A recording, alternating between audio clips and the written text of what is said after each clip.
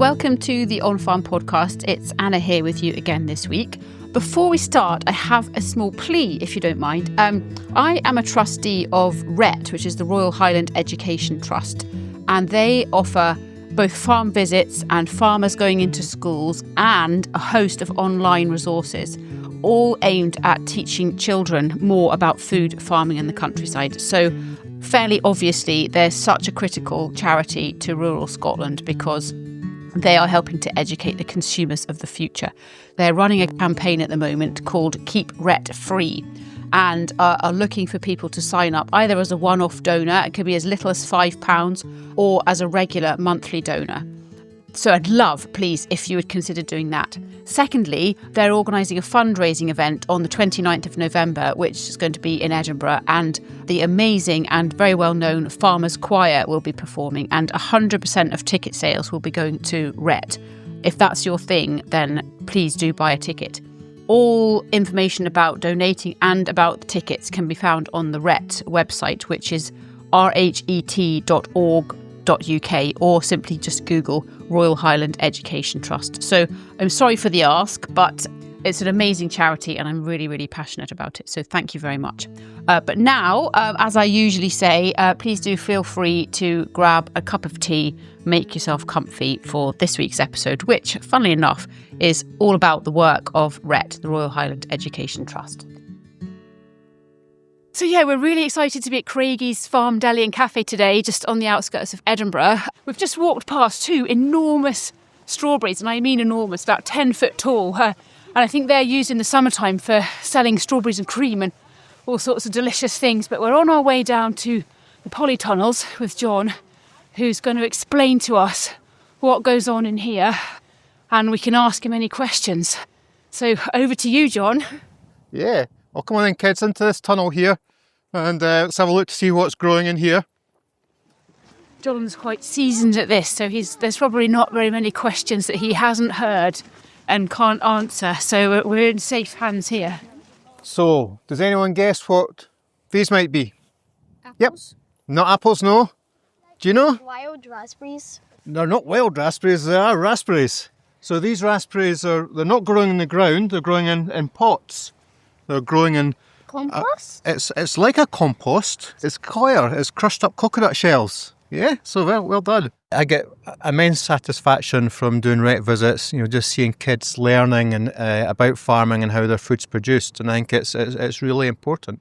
And also, do you see here? There's a pipe running along. Yeah. Now, for the water. That's for the water. And what else do you think might be in the water? What do you think raspberries might need? Need different kinds of fertiliser and nutrients, yeah. Plant food? And plant food, yep. So it's basically plant food that kind of comes into in through these little pipes into the raspberries to keep them growing. Right, come on then, let's go and have a look at some veggies. We'll head this way. How do you feel when you see children and they come and their knowledge level about farming might have been low at first, but you can really see them as they grow? How do you feel about that? I've always kind of wondered, why teachers are teachers, thinking it must be a really tough job, which I'm sure it is. But there must be an immense amount of satisfaction, kind of learning and giving knowledge to someone. And I suppose it's exactly the same when the kids come out onto the farm. They don't know how things are growing, how the food's growing, and how animals are looked after. Okay, gather round. Is it cauliflower? We've got lots of guesses here. We've got cauliflower, lettuce. Anyone else want to guess something? Oh, like I heard it. Yeah. So if you want to look under the leaves and see if you can find any Brussels sprouts. Oh yeah, you see that in the middle. Yeah. Oh. Who likes Brussels sprouts? Not me. Never tried them. Never tried them. I do not like them. Why not? I don't like them. They're lovely. Lots of nutrients in them. But you can see there's a pipe. Yeah. Yeah, so if we need to put any water in, then we can put water in as well. Okay, let's just jump over some of these and just see what else we've got growing here. So being able to pass that knowledge over to the kids and seeing them sucking it in like a sponge is really satisfying. So Emmie, that's kind of a natural lead on to speak to you. Can you tell us first of all who you are and what you do, and then we'll talk to you about your experiences with RHET? I'm Emmie Petrie. I currently work at Queensferry Primary School in South Queensferry, and this is my 4th year teaching. So you've been involved with RHET for a couple of years now. What do you see in the children and by way of benefit after they've been on a farm visit? It's nice to see how their knowledge of where food comes from, and it's kind of knowing when food is in season and when to pick food and where it comes from, so that kind of story behind food, and being knowledgeable and kind of passing that knowledge on to their families, and when they're going shopping they can say, oh, I know where that food comes from. So yeah. And do you see a difference in them after they've been on a farm visit?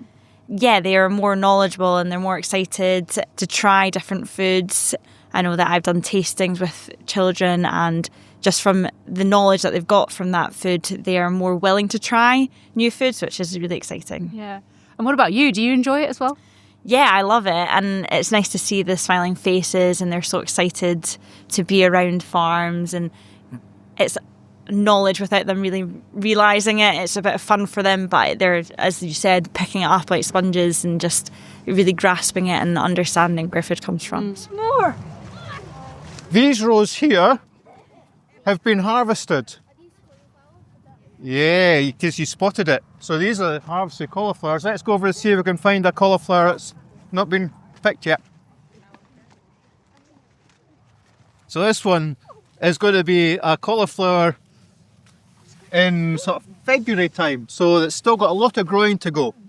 It's almost like a cabbage, isn't it? It's the same family, and the heart will grow into a cauliflower and it'll be ready to pick in February, March time. Whereas we've got other varieties that are grow at different times, and you can see there behind us that we've been harvesting for selling in the shop right now. Okay, do you all like cauliflowers? Yeah? Oh, a bit more mixed. The more people like cauliflower than Brussels sprouts. So if I was a primary school teacher, I don't think I have the patience. But if I was, but I wasn't yet involved with RHET, what would you say to try and persuade me? I think children need to know where food comes from, and I think it's a really important thing, especially for the future and being sustainable. So as a teacher, a lot of our work is to do with sustainability within Scotland, and I think this is a really good opportunity for children to understand where food comes from and being knowledgeable, and be able to work with local places to understand these things. Yeah. Just being able to understand, and almost sparks that curiosity around where food comes from, and then that knowledge starts to build on that curiosity. And having such like wonderful people like farmers being able to share this and share their passion with these children, so those children get really excited about these things. It's really nice. Okay, so this is us at the chickens now. That one's staring at me. They're staring at you. He's out. Yeah. Uh-huh. Now, this one here is an Isa brown. So what colour of egg do you think it lays? White. Brown. The brown ones, yeah. And then the Wessex, the white ones, white, yep. That's what you think it's saying to you. Go away. Close the window, please. It's cold in here.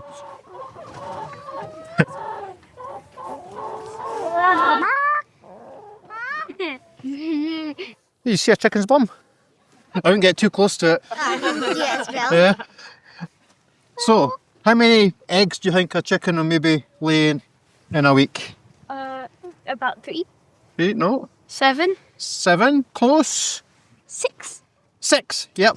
So they'll have one day off. Yeah. Usually a chicken will lay about 6 eggs in a week.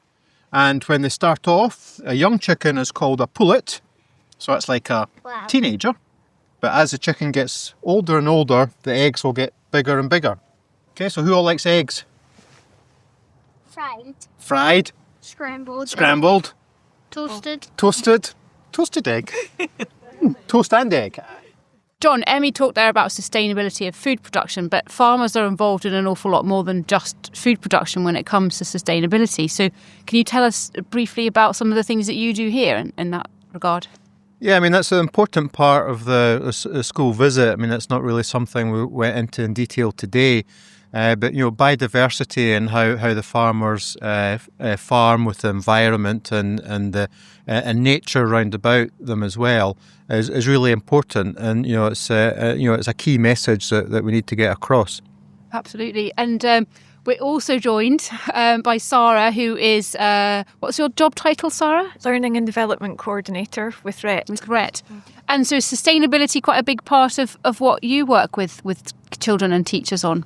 Yeah, sustainability is becoming increasingly important, and we're doing a lot of work with secondary school teachers around issues concerned with the sustainability of food production. And it's not just secondary school teachers, we also do a lot of training with primary school teachers to make sure that they're aware of food and sustainability. Yes, yeah. And I heard you mention, I was slightly eavesdropping, that you had been speaking to, I think, 40 senior school pupils today. What were you talking to them about? Well, today we were looking at seasonality and covering some topical issues like food miles, and we also did some cooking with seasonal vegetables. So the focus today was cooking with parsnips. Oh, excellent. Got an aeroplane going overhead. Sorry, folks. We'll just wait for it to pass. There we go. Yes, exactly. I think it's really important probably to mention two things here. Everything we've talked about today is really important, but I suppose two key things that spring to mind for me is, one is that everything that RHET does is free of charge for schools. Is that right? Yeah, that's quite right. And that does mean that a lot more schools can engage with us. So we offer everything that we can free of charge. So that includes class talks, farm visits and teacher training. It's all free to access and can be done online through the website. Amazing. And how teachers may ask how it fits, all of the work of RHET fits in with the curriculum of excellence. So how's the synergy there? OK, well, everything RHET does links in with the curriculum. The links are through health and wellbeing and social studies and science and the STEM topics, so science, technology, engineering and maths. And RHET can link into all of them. John's demonstrated some links in today through health and wellbeing, looking at the types of vegetables he grows. Mm-hmm. So there's a lot of links, and everything we do is linked into the curriculum. Yeah. Sara, you must work with a lot of farmers. I know some farmers host tours and visits like John does, and others will go into classrooms sometimes to speak to pupils in there. So how does those visits in classrooms contrast with what we've been doing today out and about at Craigies? Well, we're really lucky in Scotland that all our farmers are actually volunteers, so they give up their time to do these visits and talks for us, which is absolutely fantastic. When they go into school, they often bring props with them. So if you've got an arable farmer, they might bring grain samples and some stocks for the kids to look at. Dairy people sometimes bring clusters. So if you come out on a farm, you get to see the sights and smells, and when we go into the classroom, we try and bring some of those sights and smells with us. Yeah. And it's whatever works best for that particular school or that particular teacher and class. Yes, it really depends on the requirements and needs of the school, and we'll try and tailor the visits accordingly. Absolutely. And how many children benefit from the work of RHET and its volunteer farmers in an average year? Well, it's around about 70,000, which is absolutely fantastic. Wow. And that number grows year on year as the interest in where food comes from is increasing, particularly as issues around sustainability increase and people have more interest and want to find out more about where their food's coming from. Yes, and do you have enough volunteer farmers to provide all of that education? Well, we're always looking for more, so if anyone's interested, please do get in touch. Excellent. Hopefully you will. So any questions of the chickens? Yep. How do they know to lay the eggs in the egg hatch and not just to do it anywhere? That's a good question. Their natural instinct is to try and find somewhere nice to sit in a nest and lay their egg. So we try and make the nest box as nice as possible so that it encourages them to lay their egg in the nest box. But you will get some chickens that will lay them in random places. So every day when we're checking them, we've just to go around their coop and just check to see if there's any eggs lying anywhere else. That was an excellent question, I thought. I've always wondered that myself. How do they know where to go? Now John's told us. Superb. John, from your years of experience, what do you think it is that makes it so enjoyable and that other farmers would also experience if they were to volunteer with RHET? It's a really there's not many things that you do that you get, such reward for. There's nothing more rewarding than, getting kids that have come from an inner city deprived background that have probably never been out on a farm before, and seeing these, as the teachers might sort of call them, little terrors, really just kind of, their jaws drop and they take it all in, and everything you tell them is a fantastic experience. And then at the other end of the scale, speaking to kids from upper end of school, so senior school, that are starting to make choices on what career paths they want to go down. So getting them out onto the farm and kind of showing them the different options and the different that are all connected to the ground and food production. It's immensely rewarding. And I also think that, in my experience anyway, that sometimes we see or hear things in the press about farming and farmers that are misleading. So for me, I feel that it's really important that farmers have a voice, and RHET is one of the ways in which they're enabled to have a voice to tell people what really happens and what life is really like on farm and all of the benefits that farmers are delivering for all of us. Yeah, no, absolutely. I mean, we've got to stand up and kind of be a lot better at communicating. If you go back 20, 30 years ago, everyone would have had a connection to the land in some way or another, whether it be an auntie that used to go and help pick berries or an uncle that used to go and help with the potato harvest. But through mechanisation, all these connections have been lost. So farmers do probably have to be better at how they communicate the great work that they do. So these are our goats. Why do they have yellow tags on their ears? That's a good question. It's the law that all animals have some form of identification. It's in case there's any disease breaks out in the country, so that you can trace where the animals are. So all these animals, the number on it relates to a number on a passport. So just like you have a passport for when you go off on holiday somewhere, if the goats or sheep or the pigs or any of the livestock like that have to move off the farm to go anywhere else, to another farm or to the market, they've got to have the passport with them as well. Does any of the goats eat vegetables on this farm? Yeah, so they're really good at sort of eating up any of the scraps and things like that. So they'll get a small amount of cereal, so something with grain and some nutrients in it in the morning, just like if you were having a plate of porridge. And then the rest of their diet's made up, so eating grass and any vegetables that we don't sell in the shop. So do you want to go and have a look at the pigs? Yeah. Yeah, come on then, let's go and see the pigs. Sara, could you describe in one or perhaps two sentences, if you need to, the essence of RHET? Well, RHET is essentially bringing the countryside to the classroom through farm visits, classroom talks and resources to support teaching in schools. And we've seen firsthand a farm visit at West Craigie Farm today. Can you tell us a little bit about the resources that are available for teachers? Yeah, RHET have an online portal that teachers can access, and this has resources on it that RHET has produced, as well as resources from a number of other organisations across Scotland. There's over 800 different resources on there, and they're free to access and download, and they're all curricular linked. In an ideal world, a school would come on a farm visit or have a speaker and then follow that up with something back in school, utilising the resources from the portal. So the learning journey can continue even when the teacher doesn't have a farmer at his or her side to help. Yes, exactly. Yeah. And we can also support schools with cookery sessions to build on the learning that might have taken place during their farm visit. OK, guys, so can you all guess what these are? Pigs, yeah.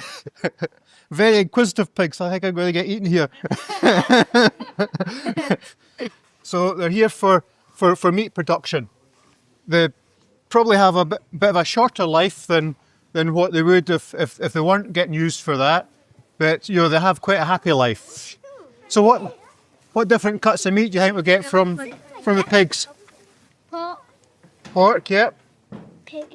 Bacon, yes. The other thing about pigs are that they're very, very clean animals. So pigs get a bad name for being dirty. But you can see here, at this end, we're standing at the toilet end. And then up there, the straw is really clean. From a very young age, they'll do their toilet in the one area.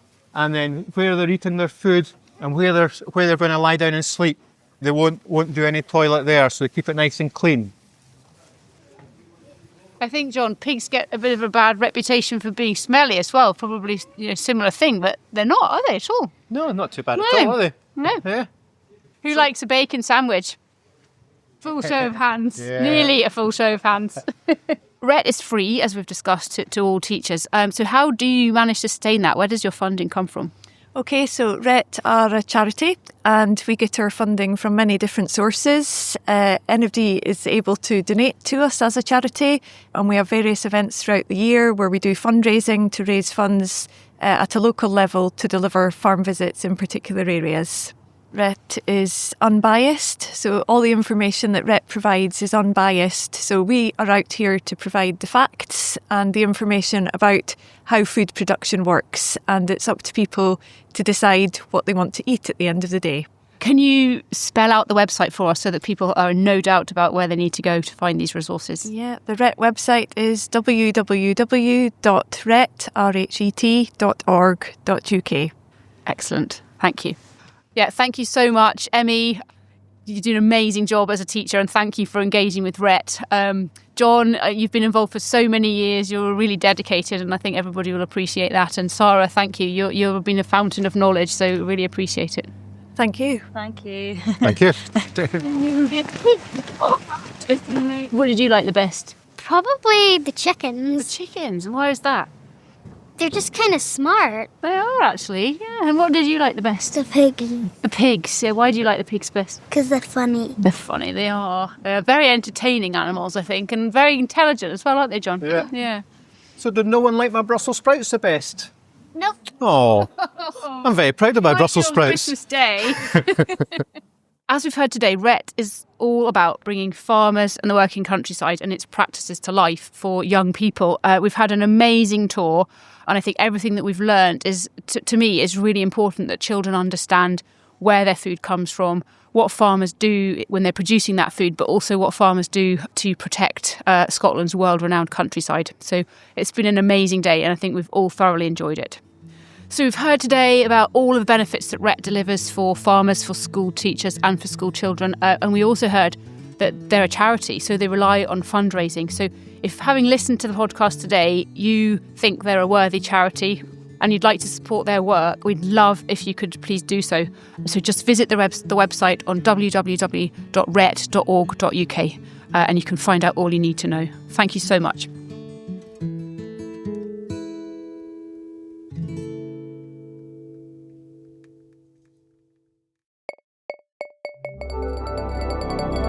Produced by Bespoken Media.